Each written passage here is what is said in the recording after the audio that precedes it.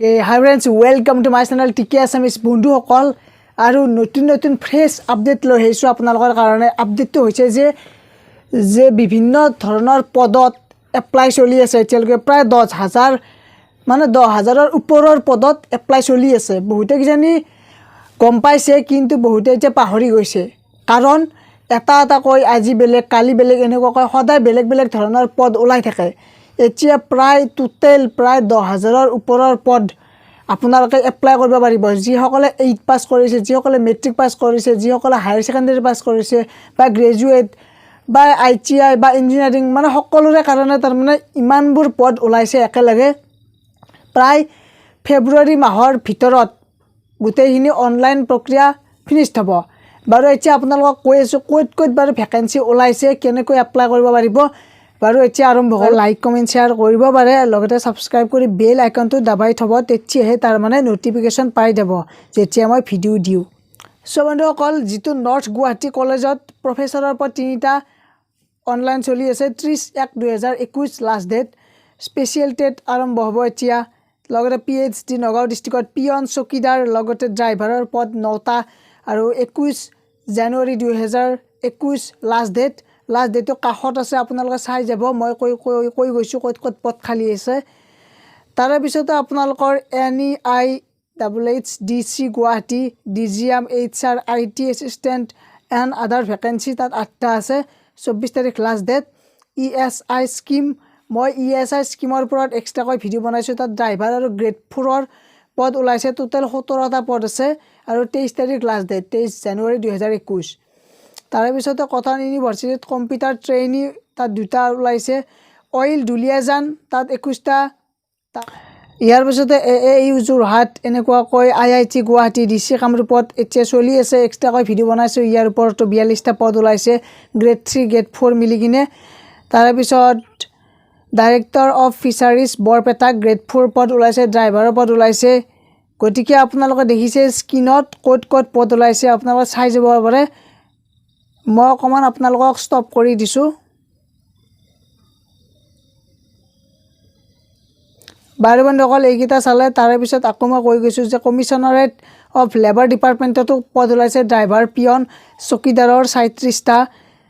আৰু লাষ্ট ডেটটো গমে পাইছে কাখত দিয়া আছে 21/1/2021 এনেকুৱা কৈ প্ৰায় টোটেল 10000ৰ ওপৰত পদ ওলাইছে যে Pragjyotish college Assam university Guwahati municipal corporation তাৰ পিছত DP কলেজ তাৰ পিছত আছে DKD কলেজত ওলাইছে fishery dev office Barpeta grade 4 পদ DRDO Tezpur junior research fellow 4টা DIPR ডিব্ৰুগড় তাত ওলাইছে JB ল কলেজত ওলাইছে border protection and development Assam junior এসিস্ট্যান্টৰ পদ ওলাইছে MMS CMS GUY Guwahati account অফিচাৰৰ পদ ওলাইছে foreigner tribunal North Lakhimpur LD bench assistant typist and পিয়নৰ পদ ওলাইছে তাৰ পিছতে NIT শিলচৰতো জুনিয়ৰ ৰিসাৰ্চ ফেলো তাৰ পিছত হেন্ডিক গাৰ্লছ কলেজত ওলাইছে তাৰ পিছত fisheries Assam SPM MTS DPM and আদাৰ্স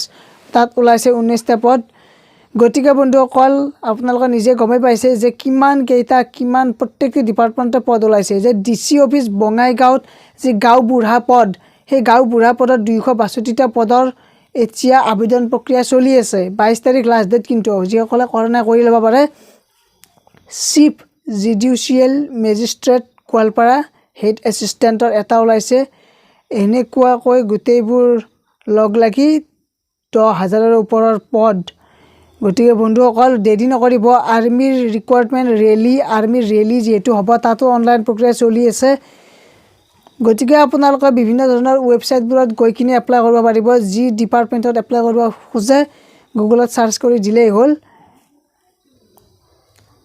তাৰ পিছতে আপোনালোকৰ ৱাটাৰ এণ্ড ট্ৰান্সপোৰ্ট ডিপাৰ্টমেন্টত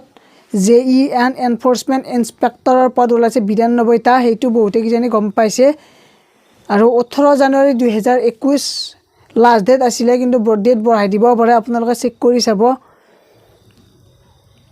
এয়াৰপোৰ্টত ওলাইছিল 368টা পদ সো বন্ধুসকল আপোনালোকে স্ক্ৰিনত চাই আছে নিশ্চয় মই ইমান এক্সপ্লেইন কৰি দিয়া নাই জাস্ট আপোনালোকক মনত কৰি দিছো যে কোনবিলাক পদৰ এতিয়া অনলাইন প্ৰক্ৰিয়া চলি আছে আৰু এছএছচি যিটো CGL যিটো ডিগ্ৰী লেভেলৰ সেইটোৰ 6506টা পদ ওলাইছে 31 জানুৱাৰী লাষ্ট ডেট তাৰো 2021 চনৰ গতিকে অতি শীঘ্ৰে অনলাইন প্ৰক্ৰিয়াটো কৰিব পাৰে আপোনালোকে কাৰণ এছএছচিৰ চাকৰিবোৰ বহুত তাৰ মানে যদিও টাফ হয় তথাপিও ইয়াৰ প্ৰচেছবোৰ ভাল হয় কাৰণে বাৰু বন্ধুসকল নিশ্চয় আপোনালোকে গমে পালে যে ক'ত পদ ওলাইছে জাষ্ট মনত কৰি দিলো আপোনালোকক আজিৰ এই ভিডিঅ'টোত বাৰু বন্ধুসকল ভিডিঅ'টো আছিল এইখিনিয়েই লাইক কমেণ্ট শ্বেয়াৰ কৰিব পাৰে সকলোৱে আৰু বেল আইকনটো দাবাই থব তেতিয়াহে তাৰমানে নটিফিকেশ্যন পাই যাব মই ভিডিঅ' দিয়াৰ লগে লগে বাৰু বন্ধুসকল আজিলৈ ইমানেই ধন্যবাদ থেংক ইউ জয় হিন্দ